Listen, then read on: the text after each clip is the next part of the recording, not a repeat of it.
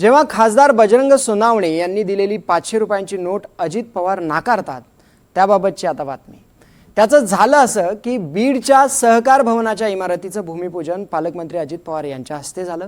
यावेळी पूजेसाठी बसलेल्या अजित पवारांना पुरोहिताला दक्षिणा द्यायची होती, पण अजित पवारांच्या खिशात त्यावेळी पैसेच नव्हते। दादांची ही अडचण शेजारी असलेल्या बाबासाहेब पाटलांना समजली। त्यांनी आपल्या खिशातून पैसे देण्याची तयारीही दाखवली, पण दादांनी त्यांना खुणेनेच नकार देत आपल्या शेजारी बसण्यास सांगितलं।